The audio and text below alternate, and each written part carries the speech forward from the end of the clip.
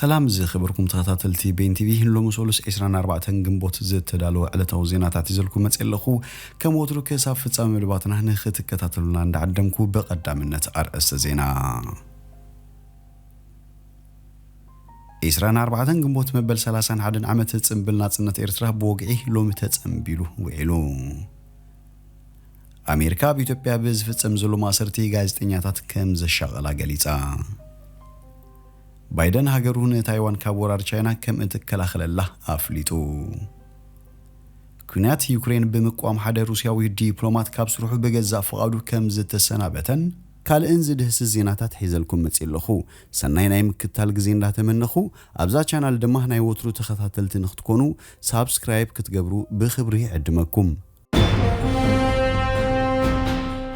24 ግንቦት መበል 31 ዓመት ጽምብል ናጽነት ኤርትራ በወግዒ ሎሚ ተጸምቢሉ ዒሉም ሎሚ 24 ግንቦት ኤርትራ ናጻ ዝወጸትሉ ዕለተ ዝኽሪ መበል 31 ዓመት ውሽጢ ሃገርን ወጻን ተዘኪሩ ዒሉም ኣብቲ ኣብ ስታዲየም አስመራ ዝተገበረ ወግዓዊ ጽምብል ሰበስልጣን መንግስቲ ዕድመ ዝተገበረሎም ወጻተኛታትን ዜጋታትን ተረኺቦም ነይሮም ኣብቲ አጋጣሚ ፕሬዝዳንት ኢሳያስ አፈወርቂ ኣብ ዘስምዑ መደረ ንኣገዳስነት እታ ፍሊት ዕለትን ንጉን ጻፍ ዝተኻየደ ነዊሕ ቃልስን ዘርዚሩም ፕሬዝዳንት ኢሳያስ ኣመደሩን ንዓለማዊ ዕብለላ ምዕራብን ፈጢርዎ ብዛዕባ ዝብሎ ምምዝባዑን ጠቂሱም ምስ ጭርሖ ናይ ዘዓመት ኣተኣሳሲሩን ኤርትራ ዛጊት ዝወሰደቶ ናጻሕርያ ንሱ ምዃኑ ብምስማር መደሩ ዛዚሙም ናይ ሃገራዊ ህንጸት ተልእኾታትና ኣብ ኩሉ ልምዓታዊ ግንባራት ብዝሓየለ ክነነጣጥፍ ንብዶታትና በጽንዓትን ውሕልነትን መኪትና ናብ ዝበረኸ ጽፍሕ ዕቤት ክንድይብካ ቀዳምነታትን እዋናዊ ሕራኒ ክብል ሕጽር ብዝበለ መንገዲ ኣቕሚጡ ሓይልታት ሓበራዊ መኸተና ብዝሓየለን ብዝሰፍሕን ክንሰርሓሉ መድረኻዊ ግቡእ ናይ ብምባል ድማ ምስ ሃገራት ናይቲ ዞባ ክትሓበር ምዃኑ ኣፍሊጡሎም ጽምብል መዓልቲ ናጽነት ኤርትራ ኣብ በበይኑ ሃገራት በኤርትራውያን ማሕበረ ኮማቱን ክዝክር ቀንዩ ወግዓዊ መዓልቲ ናጽነት ኤርትራ ነቲ ኣብ 1991 ርእሰ ከተማ አስመራ ኣብ ኢድ ሰራዊት ህዝባዊ ግንባር ሓርነት ኤርትራ ዝኣተወትሉ ዕለት ዝገልጽ እዩ ድሕሪ 2 ዓመት ኣብ መወዳእታ ሚያዝያ 1993 ብዝተኻየደ ሕብራት ሃገራት ዝተዓዘቦ ህዝበ ውሳነ ረፈረንደም ህዝቢ 99.8 ሚታዊት ናይቲ ድምጹ ዝሃበ ህዝቢ እወህ ንናጽነት ብምድባጹ በ24 ግንቦት 1993 ናጽነታ በወግዒ ኣዊጃ ከም ሃገር ዓለም ለኻዊ ኣፍልጦ ረኺባ አሜሪካ በኢትዮጵያ በዝፍጸም ዘሎ ማሰርቲ ጋዜጠኛታት ከም ዘሻቀላ ገሊጻ መንግስት አሜሪካ በኹነታት ተሎሚ ቅነ ኣብ ኢትዮጵያ ከም ዝፍጸም ዘሎ ዝግለጽ ጀምላዊ ማሰርቲ ጋዜጠኛታትን ተጣበቕቲ መሰላትን ከም ዝተሻቀለ ሓቢሩም ኣብ አዲስ አበባ ዝርከብ ኤምባሲ እታ ሃገር በፌስቡክ ኣብ ዝርግሑ ሓጺር ሓበሬታ በቶም ዝወጹ ዘለው ጸብጻባት ጀምላዊ ማሰርቲ አሜሪካ ተሻቀላላ ኢሉም ማሰርትቶም ጋዜጠኛታትን ተጣበቕቲ መሰላትን በጀምላ ይፍጸም ምህላው ዘመላኽት ሓበሬታታት ይዝርግሑ ምህላው ዘመልከተ ኤምባሲ በኮሚሽን ሰው መሰላት ኢትዮጵያ ኤሲኤምኮን ዝቀረበ ጸብጻብ ከም ዝድግፍ ገሊጹሎም ፌደራል መንግስትን ሓይልታት ጸጥታ ክልላትን ግቡእ መስርሕ ክኽተሉን ልዕልና ሓገ ክኽብርን ብዝብል ነቱ ኮሚሽን ሰው መሰላት ኢትዮጵያ ዘቅረቦ ጻውዒት ንድግፍ ይብል ሓጺር መግለጺ ኤምባሲ አሜሪካ ኣብ ኢትዮጵያ ማዕዝናቤን ከሙ ድማ በዓልመን ተኣሲሮም ዝብል ግን ኣብቲ ዘውጹ ሓበሬታ ኣየነጸረን ኣብ ዝሓለፈ ሰሙን ብዙሓት ጋዜጠኛታትን ነጠፍቲ ማሕበራዊ ሚድያን ብዘይ ትእዛዝ ቤት ፍርዲ ከም ዝተኣሰሩ ኣፍሊጡ ምባሩ ይዝከር እቶም ተታሒዞም ዝብሎም ጋዜጠኛታትን ነጠፍትን ናብ ቤት ፍርዲ ከም ዘይቀረቡን ምስ ቤተሰቦም ክራኸቡ ዘይተፈቀደሎም ከም ዘለውን ኣብቲ ብቅድሚ ትማሊ ኣብ ዝወጽእ መግለጺ ኣመልኪቱ በቲ ሓይልታት ፌደራልን ናይ ክልል ጸጥታን ዝተዋደደ ወፍሪ ምኽባር ልዕልና ሓጊ ዝብልዎ ስጉምቲ ጋዜጠኛታትን ነጠፍትን ዝርከቦም ብዙሓት ሰባት ከም ዝተኣሰሩ ድማ ሓቢሩ ብፍላይ ኣብ ክልል ኣምሓራ ብዙሓት ሰባት ካብ ዝነብሩሉ ከባቢ ርሒቆምን ስሩዓት ኣብያተ ማሰርትን ኣብ ዘይኮኑሉ ቦታታትን ስለ ዝተኣሰሩን ቤት ፍርዲ ስለ ዘይቀረቡን ቤተሰቦን ኣይረኽቦም ክብሉን ኣፍሊጦም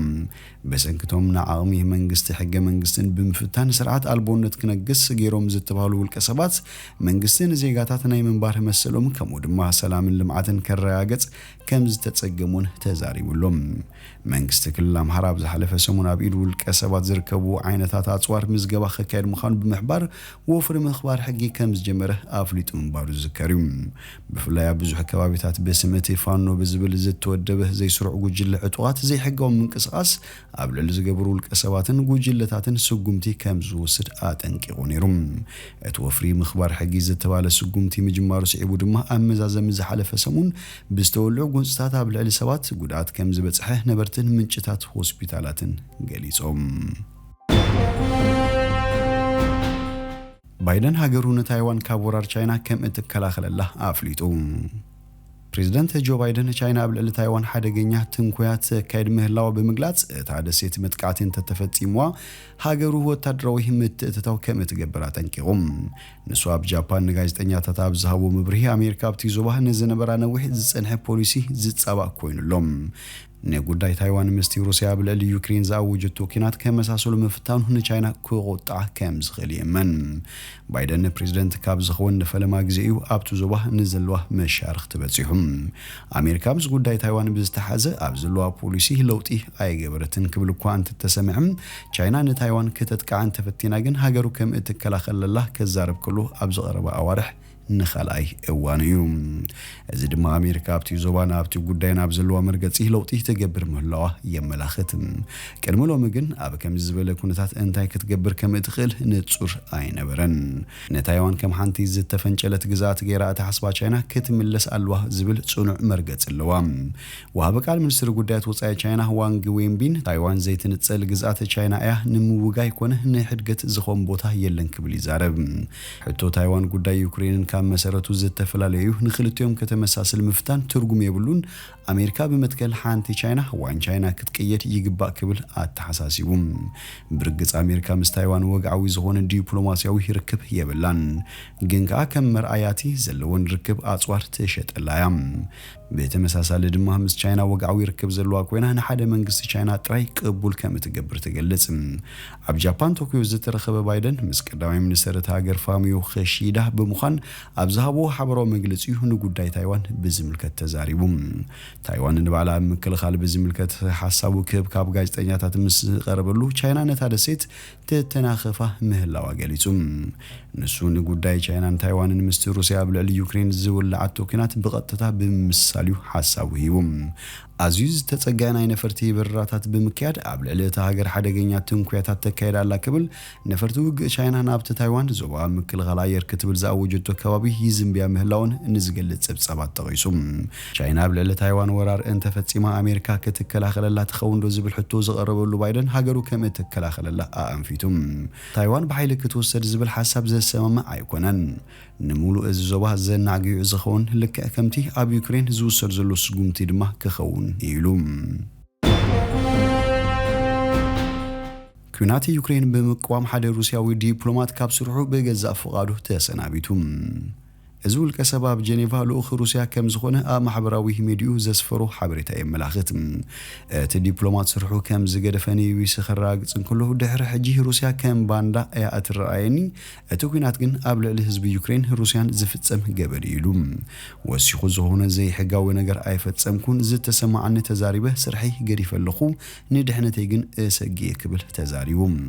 ሩስያ ኣብ ዩክሬን ዝቕጽል ዘሎ ኩናት ፍሉይ ወታደራዊ ስርሕት ምባልያ ትጽውዖም ነዚን ዝቃወሙ ወይ ዝለቕፎ ሰባት ድማ ሓያል ስጉምቲ ትወስድ እንተኾነ እቲ ዲፕሎማት ን20 ዓመታት ዘገልገለሉ ስራሕ ንምግዳፍ ከም ዝወሰነ ኣብ ማሕበራዊ ሚድያ ኣብ ዘርግሖ ደብዳቤ ኣፍሊጡ ድሕሪ ሕጂ ኣካል እዚ ትርጉም ዘይብሉ ደማዊ ኩናት ክኸውን ኣይደለን ዕላማ እዚ ኩናት ዝወልዑ ሰባት ኣብ ስልጣን ምጽናሕ ሕልሞም ንኽዕወቱ ድማ ህይወት ብዙሓት ንምጥፋእ ድልዋት እዮም ሕጂ ብኣሽሓት ዝቑጸሩ ዩክሬናውያን ሩስያውያን ሞይቶም ኣለው ኢሉ ፕሬዝዳንት ቭላድሚር ፑቲን ሚኒስትር ጉዳያት ወጻኢ ሰርጌይ ላቭሮቭን ኣብዚ ደብዳቤ ክንቀፉን ከለው እቲ ሚኒስትር ጉዳያት ወጻኢ ኣብ ክንዲ ዲፕሎማሲ ብሓሶትን ጽልን ተመሪዙ ይኽብል ነቒፉም ዝኾነ ሩስያዊ በዓል መዚ ብከምዚ ዓይነት ኣገባብ ንመራሕቲ ክነቅፍ ልሙድ ኣይኮነን ንዝሓለፈ ኣዋርሑን ነዚ ኩናት ዝድግፉ እምበር ዝነቕፉ ድምፅታት ብዙሕ ኣይተሰምዑን እቲ ስርሑ ዝገደፈ ዲፕሎማት ሕጂውን ለውጢ ክመጽኡ ብዝብል ዘይኮነ ነቲ ዓብዪ ሓጹር ዝፍትን ቁሩብ ስጉምቲ ወሲደ ዘለኹ ክብል ተዛሪቦም